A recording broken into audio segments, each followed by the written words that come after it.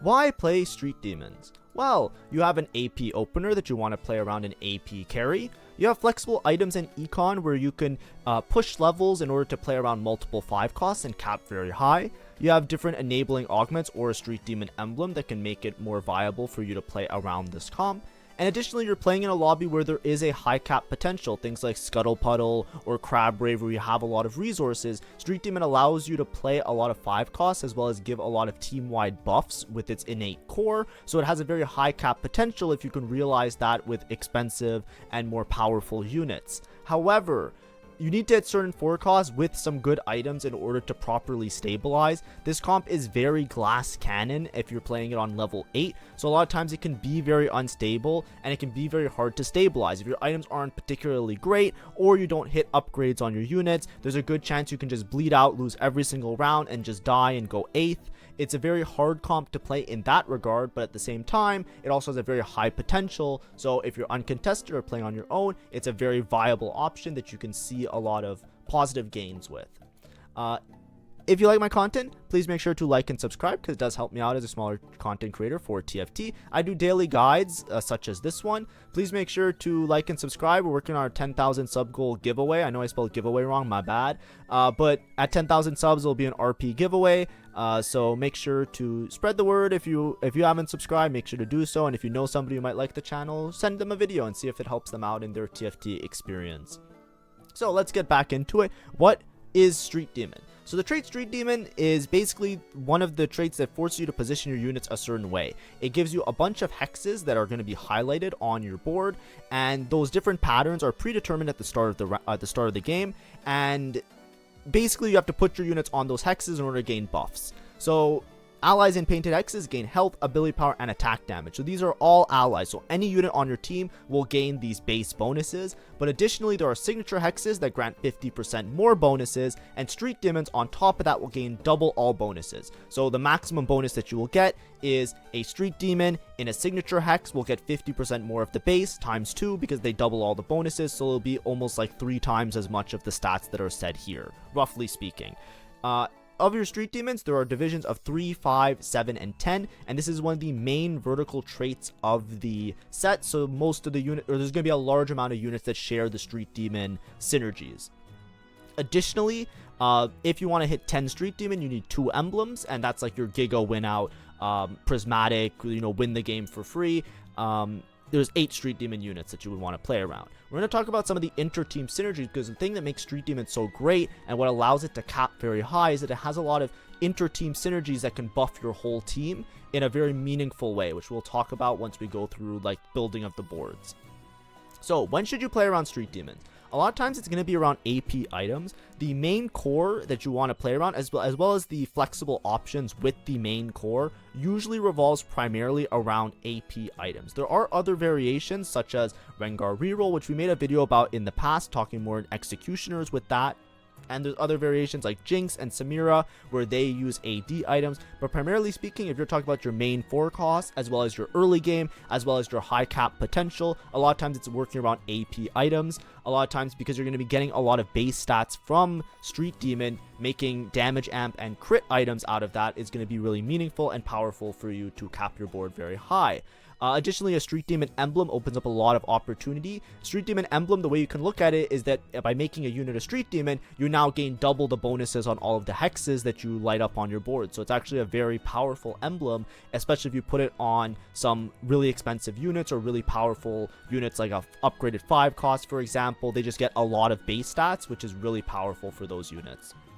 Additionally, there's certain augments that can help out, there is another one. I don't think it's very good. Freestyling, I think, is quite good. I tried it out a couple times and my opinion of it is slowly changing. It does give a lot of gold, but basically what this does is you just like make the whole board into it's kind of like a little Mario Party minigame. You make the whole board into Street Demon hexes by like moving around your units, but then once you do so, you gain 25 gold. It sets you up in a really good spot because this is a really gold hungry comp. This comp can cap extremely high, but you need a lot of gold in order to do so, so it helps out in that regard. It actually synergizes really well. Additionally, if you have a Street Demon emblem, that can help out. There's other emblems that can work out with this comp, which we'll also talk about when we go through the different variations. So let's talk about the boards. Before we talk about the boards, we're just going to introduce all the Street Demon units. You have Mundo, which is Bruiser, triple synergy, so he has a lot of synergies that you can kind of fit in units for. You have Echo, Strategist Street Demon, Nico, Strategist Street Demon, and Rengar, who is Executioner. A lot of times when you're playing Street Demon outside of the main core, you're usually playing like Rengar reroll, which we talked about in a previous video. You can check it out, Executioners. And then Mundo works really well with Slayers and stuff like that, which we talked about a little bit with like Zed and Divinicorp. Additionally, there's Jinx, which is Marksman and Street Demon. Then you have Brand and Zyra. Zyra's a 1 cost. I should have organized it a little bit better so that, you know, low cost units are talked about first. But you have Zyra and Brand, who share the Techie synergy, which is an AP focused trait. And then your high cap is that you have Samira, who is Amp and Street Demon as well. If you're just trying to play around vertical Street Demon, one of the easiest things to do is just to play 7 Street Demon with Strategists. And you can fit in Amp pretty easily by giving the by putting in Yumi, who also shares the Strategist trait. When you're playing around this board, it isn't the highest cap version of the board because you're playing a lot of trash units, but it does give your board a lot of buffs and actually works really well if you have an emblem. This version is with Samira. Obviously, if you don't have a Samira, then you would be playing the Jinx in order to hit your 7 Street Demon. Or until you find a Samira, you would play Jinx. You can also continue to play Jinx and not play Rengar if you think that your front line is strong enough, but a lot of times Rengar just works as an extra HP bot in the front line because he's going to gain a lot of HP with the Street Demon. Now, in terms of the hexes, you just want to position the best that you can. Make sure that your main carries and main tanks are on the signature hexes so they get as much stats as possible. Typically when you see Street Demon though, a lot of times you don't necessarily have to go deep into 7 Street Demon. This isn't necessarily the strongest variation of it.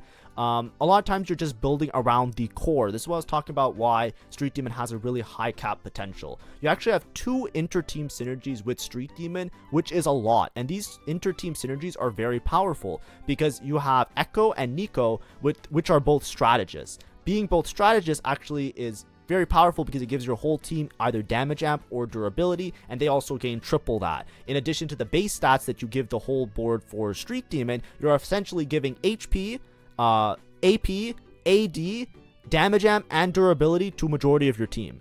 It's very powerful and it can very easily slot in a lot of high cost units. So the highest cap version of Street Demon is going to be one that makes use of this and basically just plays really expensive units that have really strong abilities, because then they will take advantage of all of these base stats. Additionally, because of the Techie synergy, that's why I say you usually want to play with AP, because you have the Techie synergy in for free. You can just find 1 extra Street Demon unit, play Techie with the Strategist, and then you can make a Strategist Techie board, which looks something like this.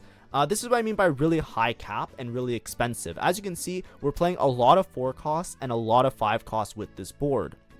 But any board that you can try and slot in a Viego is going to be a really strong board because Viego is one of the most broken units right now. So a lot of times what you're trying to play here is around Brand primary carry. You can fit in 5 Street Demon, which just gives your whole team a lot of buffs, 10% HP, 10 AD, 10 AP. Very powerful. And then in addition, you can play 3 strategists around the Ziggs. If you want extra synergies, Mordekaiser is a Techie and a Bruiser, so you can fit that with the Kabuko, which then gives you Cyber Boss if you play the Ziggs, and Ziggs you want to play because he's another strategist, so you up that strategist bonus to all of your units. When you're playing this board, your main tank is usually going to be Nico, so this is what makes it very temperamental, because as you can see, this front line that we're looking at here is primarily composed of 5 costs and a Nico, who Nico is usually contested because strategist is something that a lot of people will try and splash it on their board, so it's hard to just like hit a Nico 2 on an initial roll down. So the front line lacks a lot of power. That's what makes it very glass cannon-y a lot of the times. But you're usually playing around Brand as a primary. Now, Brand is Techie with Street Demon. You have a lot of base AP. So how do you take that base AP and turn it into realizable damage over the course of the round? Well, you usually need something to help him cast because he's a backline caster. So you're going to put a Shojin on him. That's almost guaranteed. You need some sort of mana generation. He has a high mana threshold right at 70. So you don't necessarily want to put a blue buff on him. Adaptive Elm might work in certain situations, but usually that's a little bit more high roll. So usually you just make the Shojin, call it a day. Then your next items are going to be damage related items that can multiply that base AP that you're getting. You're getting a lot of base AP from Techie, like I said before, and you're also getting a lot of base AP from Street Demon as well. So what you usually do is Jewel Gauntlet. Then if you want to pair Jewel Gauntlet with a good item, Guard Breaker. Dual Gauntlet Guardbreaker, basically what you get is Dual Gauntlet makes your abilities crit. You want his ability to crit so you can try and one-shot as many units as possible. The way Brand works, he throws a giant explosion, and then the explosion splits off into multiple little bubbles, and it hits a large AoE area. So he's very good at sniping backlines and basically just exploding and deleting a board in one cast. So Dual Gauntlet makes it so the ult crits, very powerful. With all of the base AP, it basically multiplies that by a certain factor. Now, with just a Dual Gauntlet, you don't have a very high crit chance, so a lot of times you pair it with another crit glove item. The best item being Guardbreaker, because Guardbreaker also gives you additional damage amp. So now you have damage amp, you have it paired with the crit item, you get the large amount of crit chance, you realize a crit on your actual ult, and you do a whole bunch of damage. Wonderful. So that's usually what you end up going with. Because he hits multiple units as well, sometimes you'll also see very commonly, if you can't make it to JG Guardbreaker, you'll try and put other damage items on him. But sometimes even a Morello is really good because he applies it really well to the backline. So good Morello holders as well. But a lot of times, like if you're trying to find your perfect items, this is usually like your go-to. It's a good set. It may not be like the perfect items. There might be some like secret synergy of something else, but this is something that you 99% of the time will be a great option for you to go for. Then Ziggs a lot of times, because you're going to get Cyber Boss in, you usually have Cyber Boss on the Ziggs until you have like a Kabuko 2, and then maybe you can put Cyber Boss on a Kabuko 2. Ziggs is really good at holding your extra utility items. So that's like your Morello works really well on him because similar to Brand, he has a large AoE when he makes his giant plus sign. So Morello, great.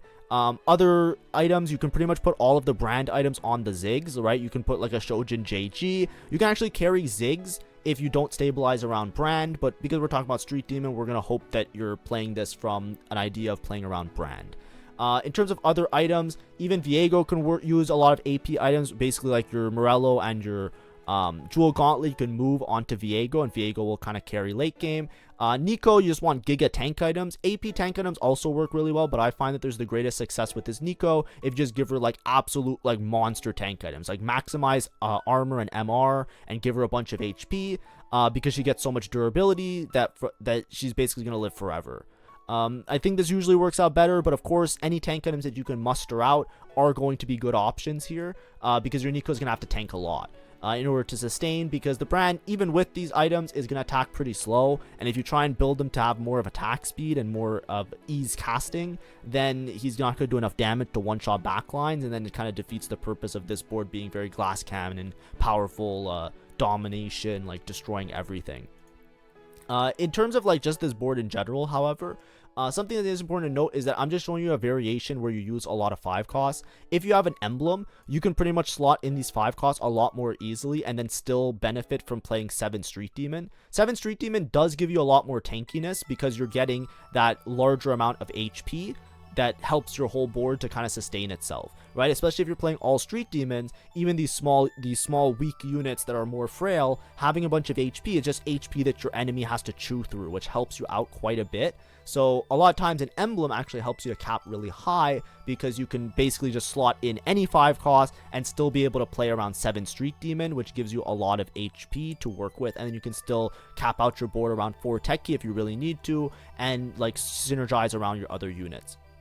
Something that's really important to note as well is that there are reroll options. I'm not talking about them that much in this video because they're not really like Street Demon specific. So we talked about, for example, like reroll Rengar, and then you can also reroll Jinx with that. I talked about in some of my other videos about like top comps and things like that. I haven't made a dedicated video on it, but Vigar reroll is another option. These are boards that you can easily fit into a Street Demon board because the Street Demon is so free to get, because a lot of times when you're playing those boards, you play around strategists anyways, which I showed you around here, right? So you're usually like, you know, you can imagine that until you hit these units, you can easily just like drop, and then you can just slot in like a Vigar 3, right? And just play like the same kind of board, Vigar 3 and somebody else like for frontline a lot of times, right? And still slot in very easily. Usually with Vigar, you play Shyvana, and then you have Poppy, and your board looks something like this when you cap out your Vigar board, right? And this would be Vigar 3-star. Like that's what I mean. These are boards that they still play around this main Street Demon core. But what I'm trying to say is that this core is very popular because it hits a lot of different like check marks of very easily slotting in different units. And as you can see, this is a board that I played saying Vigar reroll, but when you're playing around Street Demon, you have to be very flexible because a lot of times you're not hitting these 4 costs right away. So, or these 4 and 5 costs right away. So on level 8, like on your level 8 roll down, a lot of times you end up building a board that looks more like this: 4 techie, 3 Street Demon. You not necessarily have to play around the Vigar. A lot of times you can play a Zyra, and then on level 9 you can cap out around a Street Demon unit. This is a relatively weaker board because you're playing more of these low cost units compared to like the boards where you're playing around all the 5 costs. It's not that powerful, and this is what I mean by you can have a lot of time struggling to survive on level 8.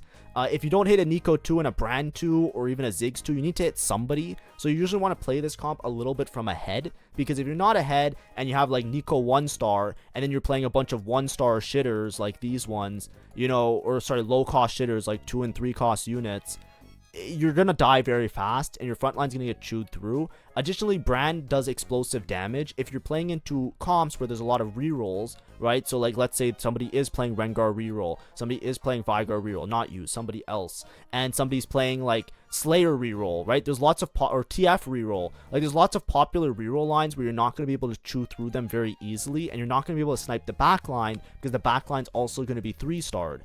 That's where this comp really falls apart, because you're like, your whole thing is doing explosive damage and like absolutely like railing everybody. But if you can't do that, the game's over. A lot of times also, if you're ever playing the game, as soon as you see a Viego, the answer is yes, you always play Viego.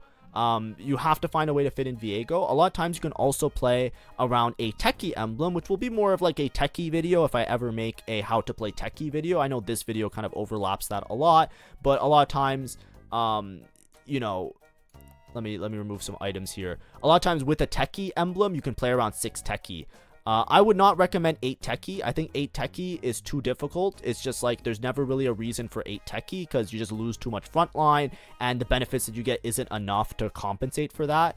But usually you want to play 6 techie only if you have an emblem. If you don't have an emblem, it's going to be very hard to fit in the 6 techie, and you're going to be forced to play like a random fiddlesticks or some like random shit that's going to make it really hard for you to actually cap your board really high.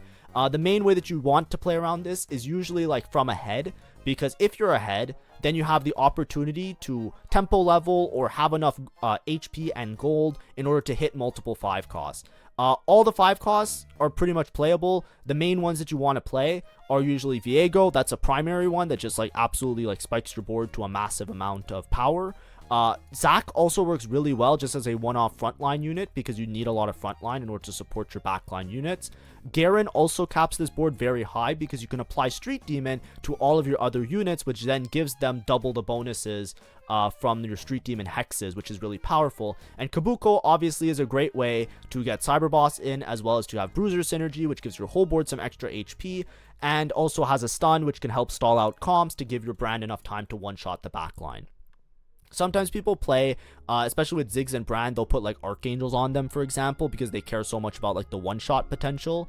I wouldn't recommend that unless you have a really viable front line and you already have so much AP from Techie that a lot of times you're better off just like having more upfront damage and the crit and the damage amp, which is why I suggested these builds a little bit over that. But anyways, like I said, the first one that I showed you is usually what you go for. If you really have to, you could play around 7 Street Demon. You can also play some of the other techies and play like more of a mixed board.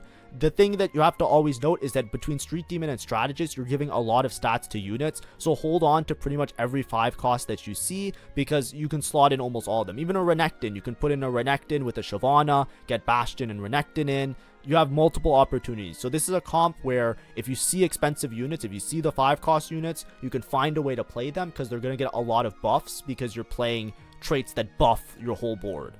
And then your board becomes a sum of its parts, and if your parts are really powerful and strong and expensive, then you're going to have a sum of a very expensive board, which is going to be really powerful. So flexibility is really important. You have to be really comfortable if you go for flexible options. If you're not trying to go for flexible options, this is usually what you're aiming for, something along the lines of this board, right? That completes itself on level 9, and then you can usually drop a techie, like, you know, or, sorry, I have extra techie emblem, but usually you just play 5 Street Demon, 4 techie, 3 strategists, and this works out really nicely if you're looking for a high cap board. So what are your early game options? So a lot of times when you're playing around your early game, it's usually from an AP opener. Techie is a really strong AP opener because there are multiple Techie units that are 1 costs. A lot of times you can play this even from an Anima opener as long as you have like an upgraded Seraphine, and that can last you until much later in the game. You also have really good synergies around the Techies and Bastions. So a lot of times like having a good like Vigar spot like this could actually work out really well, because you can basically just play like, you know, a 4 Techie Bastion front line and Techie back line, and then slowly transition into your Street Demon opener. Additionally, a Street Demon start also works out really nicely because you can actually just play Street Demon straight up. Because they're very powerful and they give team-wide buffs, you actually have a really good opportunity to basically carry like multiple Street Demons in your mid game. As well as just playing around the other units. Strategist spots also work really well. Before, when Strategist and Amp was really popular, this Street Demon board was actually the plan B, but then they nerfed Annie and like the whole Strategist Amp board so much that now the brand Viego variation is like the primary one, right? If you squint your eyes a little bit, basically this board minus these 2 units, if you replace these 2 units with Yumi and Yumi and Annie, it's basically the board that used to be really meta and used to be really strong. So a lot of things still apply there, except now we're just playing deeper into Street Demon because Annie is dog shit, and Yumi you don't need unless you're playing around the other traits. Additionally, in terms of other pivot options, you can often, like, some people swear by Techie reroll. I'm not a big believer in this. I would say if you're playing around an AP reroller, usually you're playing Vigar, and then you're playing around 4 Cyberboss, 4 Techie once you level up, which basically leans itself back into like the whole Street Demon board anyways. If you're playing around other reroll options, sometimes if you have early Shyvanas and AP items, you can also play like a Nitro board or something else. There's not many super great AP options, because if you're playing around AP, the board that I showed you is the one that uses both the 4 cost AP carries. There are some other options like playing around Dynamo with Elise, but just be aware of that if you're committing to AP, a lot of times you're going to be trying to play one of these boards, which is a very expensive high cap board, and you might run into some issues, especially if there's a lot of rerollers in your lobby. If you're looking for a reroll out, it's usually Vigar. But anyways, what are your conditions for success? Typically, you want to be relatively uncontested. When you're playing around a 4 cost comp, there is enough to go around. It's not like a reroll where you want to be completely uncontested, but you want to be relatively uncontested to make sure that you're hitting on time. If there's a lot of people in your lobby that are rerolling and you're contested on this line, I would suggest not playing it, because you won't be able to stabilize. You really want to play this comp when there's a lot of other people playing around 4 costs, because then you're all going to be like thinning out the pool the same way. You want to try and hit this as efficiently as possible. This is not a comp that works super well into other reroll comps, because you need a lot of wiggle room in order to cap your board high. You can definitely outcap anybody by hitting your upgraded 5 costs, but if you don't hit early enough, you're going to run into problems. That's why I also say you want to play from ahead ideally. This isn't a comp where you necessarily want to lose streak or be playing from super far behind. You actually have really good synergies and really good traits to streak early game, especially if you get in like an early 3 or 5 Street Demon. So a lot of times if you're playing this comp, you want to play it from being ahead, just in case, because if you don't hit your units initially, you want to have the HP to work with, so you have time to cook up a board intermediately and then decide if you roll deeper on level 8 or if you try and tempo to level 9. Additionally, you want AP items. There are ways that you can obviously play around Samira and play around Jinx, right? Like, they can hold AD items really well. Jinx, for example, is really good with like a Runans, I think. It's hard to say because Jinx isn't super relevant right now, but she empowers her auto attack, so Runan seems like a really good item on her. Samira usually just build her for pure damage, like IE and AD items. If you have a mixed set of items, 7 Street Demon actually works really nicely, because you can actually play all your AP items on your brand, and then you can put all your AD items on a Samira, with the Jinx holding it up until you get to that Samira. So you actually have good opportunity with flexible items, but I wouldn't see myself with AD items and say to myself, oh, it's a Street Demon game, right? Usually, like, if you're trying to stabilize and play like your level 8 board, you're going to want to play around the AP items, which is why I say AP items primarily.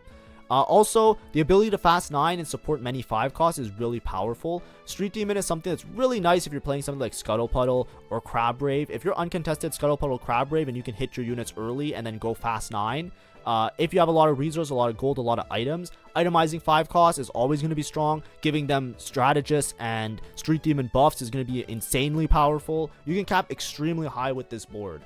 I know that you might play it and go bot 4 and say that it sucks, because it's true. It is very easy to bot 4 with this comp because it is very glass cannon, and if you're playing it into rerolls and other strong comps, it can be very difficult. However, it does have a massively powerful high cap potential because you're buffing your whole board, and that's really important to note. Additionally, you want to be really comfortable with stabilizing on level 8. Your game plan will change. You cannot guarantee that you're going to hit all of these units on your level 8 roll down. You have to be on the fly able to cook up a board, or quote unquote cook up a board. You have to look at your board and say to yourself, okay, can I play my 7 Street Demon? Okay, I'll play 7 Street Demon until I hit my 5 cost, and then I'll drop to 5 Street Demon and play the 5 cost later. You have to be able to look at your units and say, okay, maybe I can play around like a Shyvana and another Bastion unit and have a little bit of like a techie front line like that. You have to be like very comfortable around these different units and around your core. You kind of have to be able to think to yourself, how can I play deeper into strategist? How can I play deeper into techie? How can I form a front line that's actually really stable? And that takes a lot of time on the patch. I'm not even myself very comfortable with it. I'm the one making the guide, but obviously the game has been out for like 1 or 2 weeks. I guess it's like 3 weeks now. It's something that's going to take time. I think the more people are comfortable with this comp, the more popular it kind of becomes. But you know, if you already think that you're really good at stabilizing on level 8, by all means, this might be a really good comp for you because you have a lot of flexibility in that mid game. Anyways, thanks for watching. Hopefully that was fun and informative, and hopefully you learned something and it helps you out if you're trying to play around Street Demons. More guides are to come. I am working on Ornn Artifact and Econ guides, and then I'm going to do the how to play all of the other comps. I think next week is going to be a full-on, every single day is going to be like a TFT mechanic kind of guide, and this little playlist might take a little bit of a break. I'm trying to plan it out and structure it and fix all my stuff, like my OBS and my recordings and all of that. So please stay tuned. Thanks for watching. Hopefully this was enjoyable, and hopefully it was a little bit helpful, and have a great day. See ya. Bye-bye.